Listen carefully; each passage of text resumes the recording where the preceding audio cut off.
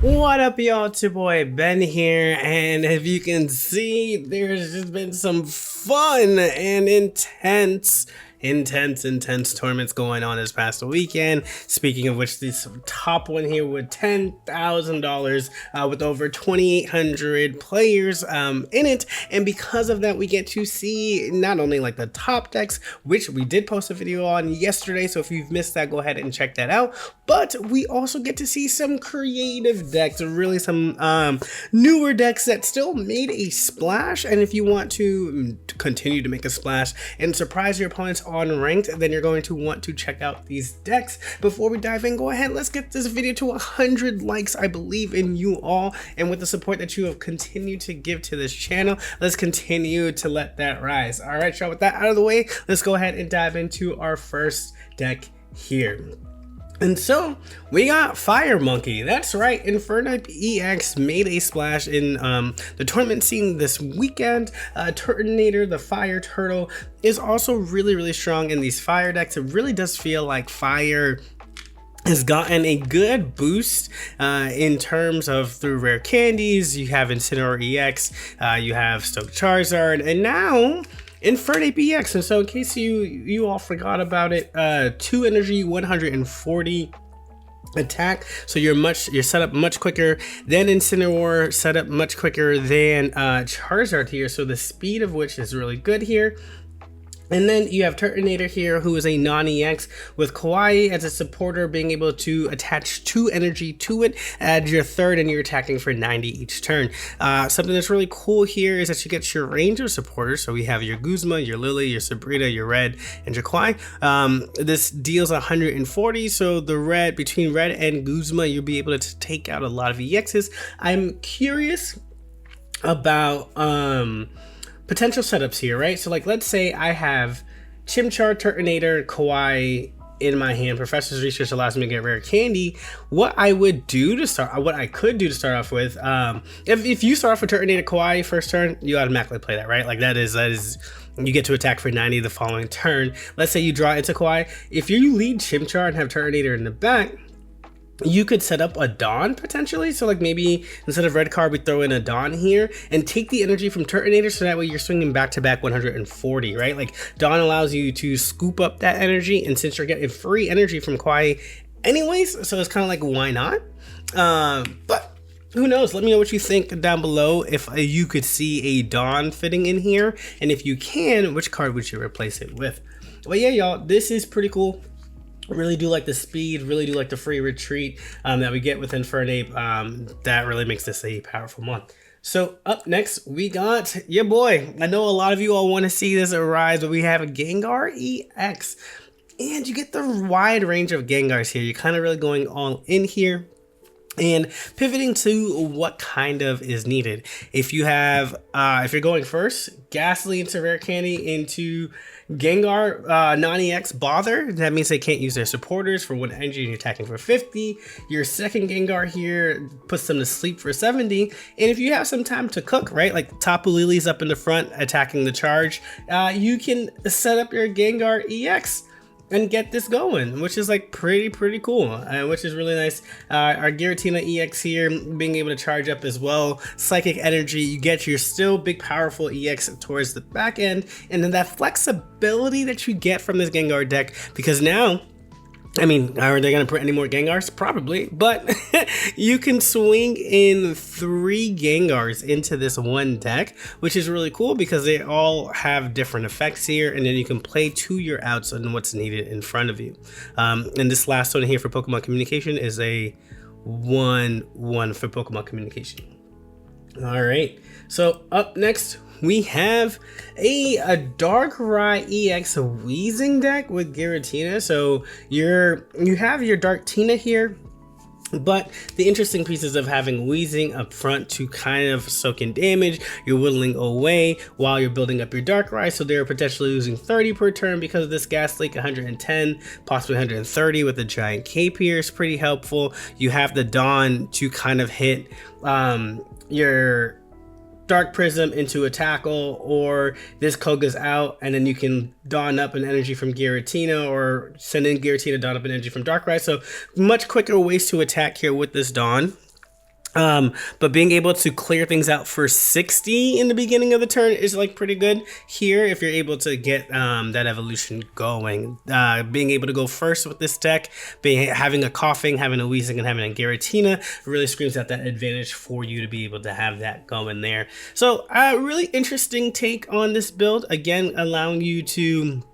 There are more cards in here, right? Like we've seen some Darktina decks play Kamala out because they want to have a clear answer to Oricorio since they're only an EX deck, but having a Wheezing instead that also benefits from the dark energy could be pretty cool to test around and play out with, and just see the impact of the Dawn and the Koga in here that are usually played with some other cards in here. So we'll see. This looks pretty promising here, and it's kind of scary to see Wheezing come back at the full front of Darkrai Giratina if that's going to be the case. So we continue down this line, and speaking of the Fire Monkey that we saw before, Incineroar EX pairing off with this, you're running a 2-1-2 with Incineroar EX being your main feature attacker, but once you can get things going, you have your Chimchar, Monferno, and Infernape EX. Really do like this ratio. We've seen this ratio of 2-1-2, 1-1-1 with the grass decks that were like dominating that big tournament as well, with like Decidueye and Meowscarada, so that way you kind of make sure that you're getting it consistently, you're getting mons on the board, you're evolving or you're attacking, and while you still have 2 rare candies, you still see a stage 1 for both of the lines just to ensure that you're getting to that stage 2 as soon and as quick as you can. And again, Incineroar EX being able to burn things away, Infernape EX being able to hit 140, and Incineroar EX is going to be able to hit for 140 as well too. You really get a lot of powerful attacks off with these mons. And so that's like seems pretty good.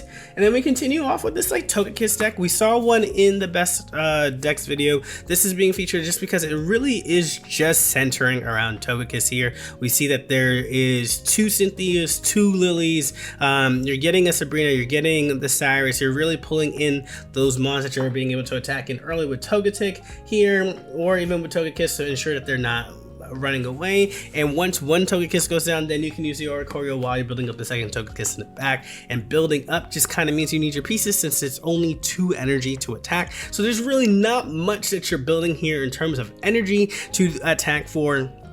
Anywhere between 60 damage to 170. That wide range of power that comes from Togekiss being supported by Cynthia is absolutely insane. And with new additions of cards, people tend to forget about the older ones, so you quite often don't see Togekiss that much, and so that really throws off what people see, or how do people react to a Cynthia Togekiss build up, and that people might not play around it if you're able to keep that information close to your hand. So sneaking in that damage for just 2 energy is really good here, and especially one of those things that keeps your opponents off guard. We continue off with this Banette, Greninja, Tapu Lele, or Oricorio deck. Banette here, so we've seen this core with Tapu Lele and Greninja where you're able to just kind of target really anywhere on the board. Tapu Lele being able to attack anything that has energy on it, Greninja being able to attack anything that's anything really with its ability once you get to its stage 2 line.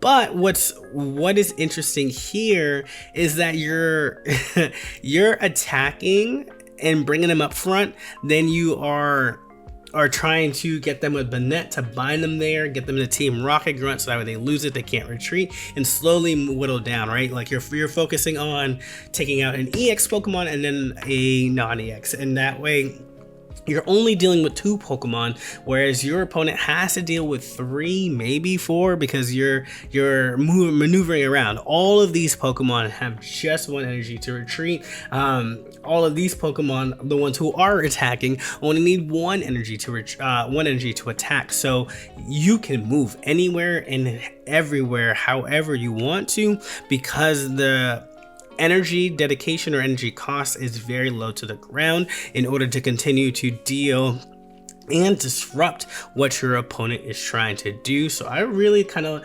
like this, but the core really is coming from these like psychic target decks or psychic control decks, really coming in with Oricorio, Tapu Lele, and Greninja to help support that. And then we kind of have this Magnezone, Giratina, Tapu Lele. Once again, you're running Psychic only. You are essentially saying, hey, you have to get through my Tapu Lele. Hey, you have to get through my Magnezone, and then you can deal with me as the big boss with Giratina EX, forcing your opponent to go 1-1 and then 2 points here, going through 3 Pokemon. That scale up, right? Like this 110 is no joke. This arrow can attack anywhere, which is no joke. And then you have the likes of Guzma, Sabrina, Cyrus, really strong cards here. Pokemon Center Lady to like keep your mon safe as much as you can. You get really good strong attacks from anywhere here. We're not seeing water decks as often, so like you won't be able to take advantage of the type advantage here, unfortunately. However, 110 damage coming from a Pokemon that can insert itself into any deck and generate its energy on its own is still very, very good. Magnezone is a very good Pokemon. And so our last Pokemon deck that we're going to talk through is this Mimikyu deck, and which is like, it's pretty cool.